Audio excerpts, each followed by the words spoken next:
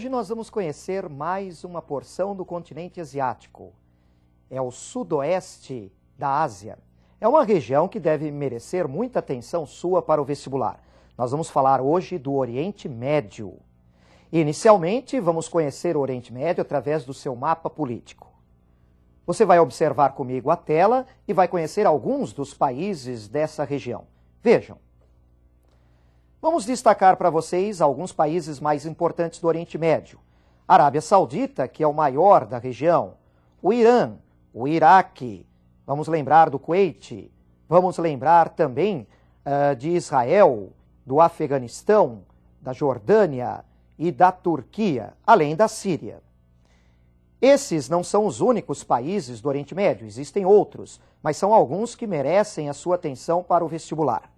Você pode observar também neste mapa que o Oriente Médio é cercado por vários mares.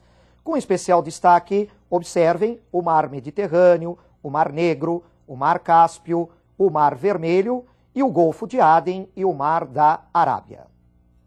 É importante lembrarmos de algumas características físicas dessa porção do continente asiático. Você deve se lembrar, pelas muitas reportagens que você já assistiu sobre o Oriente Médio, do clima predominantemente desértico. Há muitas áreas com clima árido e semiárido, com formações de xerófitas e estepes. Evidente que não é o único tipo de clima ou de vegetação que você encontra nessa região.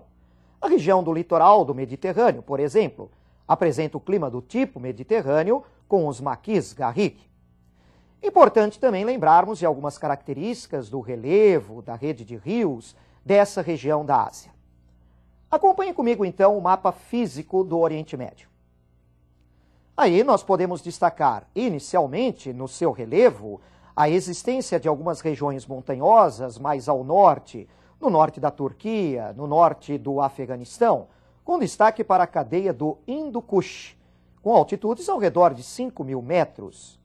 Devemos lembrar também da importante planície da Mesopotâmia, no Iraque, uma planície de solos férteis, cortada por dois rios de grande destaque, o rio Tigre e o rio Eufrates. Podemos ainda verificar nesse mapa a presença de mais dois golfos, o Golfo de Omã, o Golfo Pérsico e, entre eles, o Estreito de Hormuz. Este Golfo Pérsico você não pode esquecer. Ao redor do Golfo Pérsico concentram-se muitas jazidas de petróleo do Oriente Médio.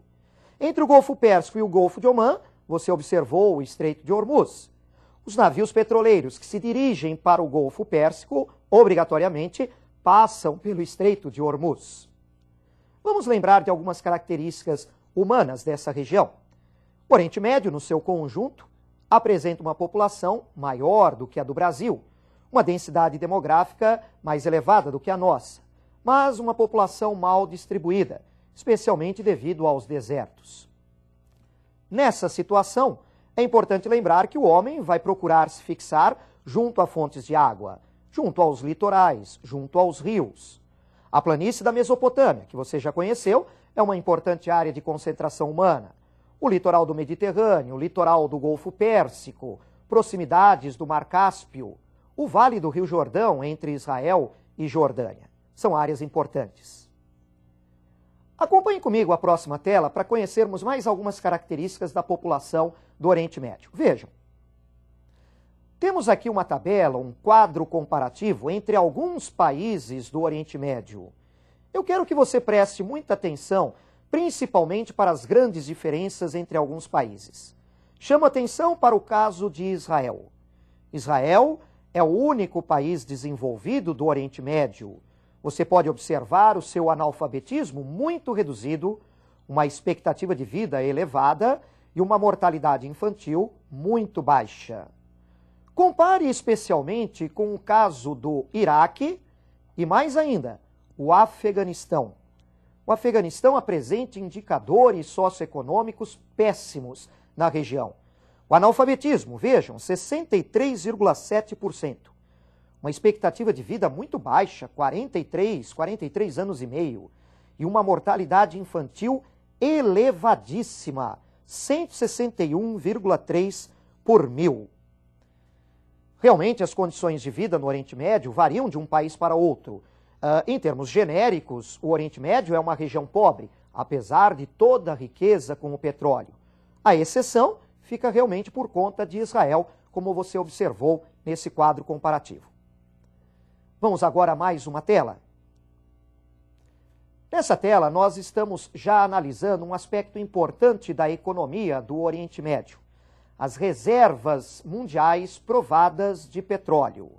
Você pode observar que o Oriente Médio tem um peso muito grande nessas reservas mundiais. 66% das reservas já provadas estão no Oriente Médio. Você pode observar o percentual da ex-União Soviética e da Europa, que são reduzidos. A América Latina, com 12% das reservas provadas. América Anglo-Saxônica, Ásia e Oceania, com percentuais também modestos. E a África, com 7%. O petróleo não é a única riqueza do Oriente Médio, não é a única atividade econômica que importa nessa região, mas é uma das mais importantes. Não são todos os países do Oriente Médio que vivem da produção e da exportação de petróleo, mas é um dos grandes destaques em sua economia. Vamos a mais um gráfico. Acompanhe comigo. Agora nós estamos observando não as reservas, mas a produção mundial de petróleo. E aí você já observa uma melhor distribuição. Mas ainda o Oriente Médio com quase 30% da produção mundial de petróleo, 29,3%. A ex-União Soviética, importante, junto com a Europa, em torno de 10% de participação.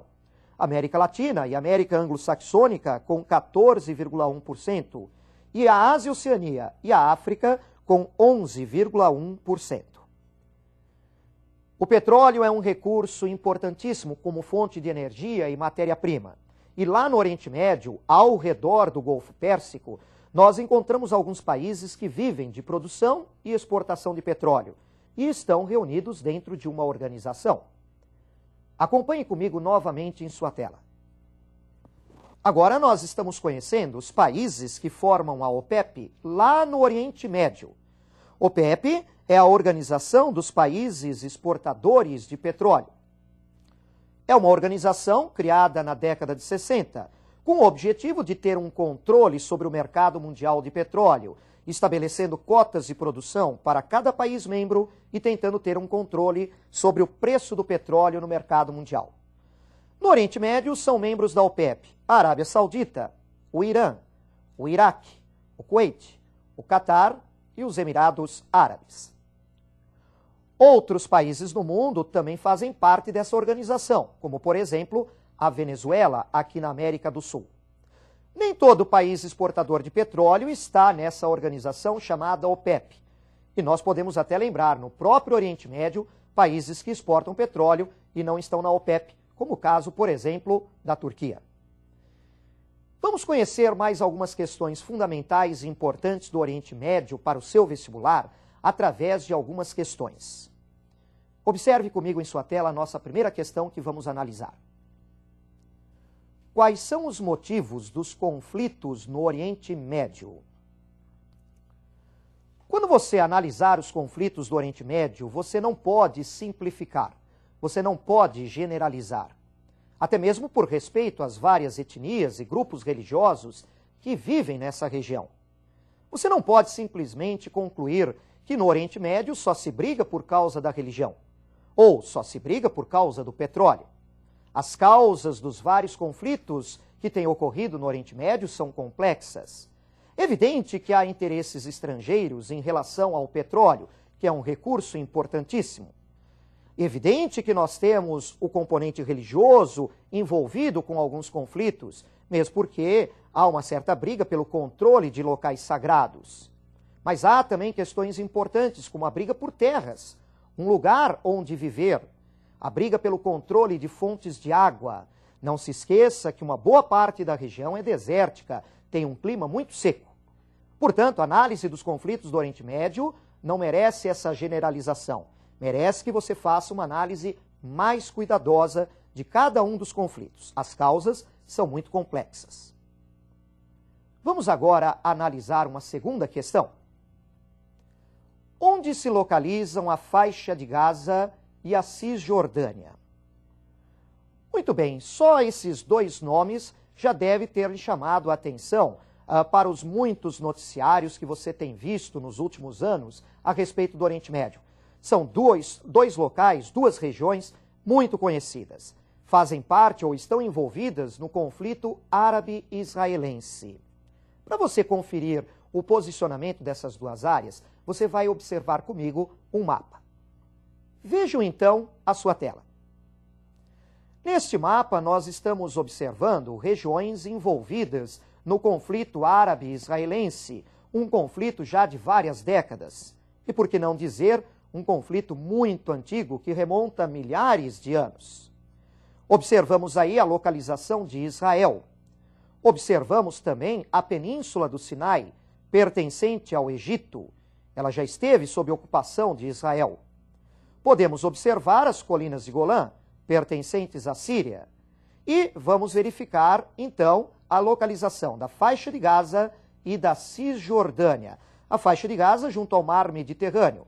A Cisjordânia junto ao Rio Jordão e ao Mar Morto, próximo à fronteira com a Jordânia. Essas regiões, faixa de Gaza e Cisjordânia, estavam definidas há décadas num plano de partilha elaborado pela ONU para contemplar as necessidades de árabes e judeus que disputam a região da Palestina.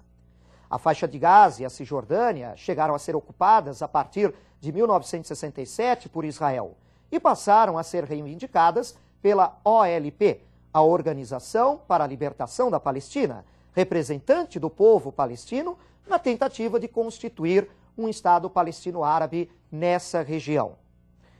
Faixa de Gaza e Cisjordânia apareceram muito nos noticiários em virtude dos vários conflitos, contrapondo a comunidade de origem palestina árabe e a comunidade dos judeus, representados ali pelo Estado de Israel. Esse conflito não é o único do Oriente Médio, mas é o que tem chamado mais a atenção nos noticiários por todo o mundo. Pode-se lembrar da guerra Irã-Iraque na década de 80, da Guerra Civil Libanesa entre 1975 e 1990. É claro, portanto, que ao estudar o Oriente Médio para o seu vestibular, você não pode se esquecer destes conflitos. Lembre-se das características físicas, humanas, das atividades econômicas, do destaque para Israel, país desenvolvido na região, industrializado, mas não deixe de estudar os conflitos do Oriente Médio. Assim, nós estudamos na aula de hoje um item extremamente importante para o seu vestibular. Eu te aguardo então na nossa próxima aula. Um grande abraço e até mais.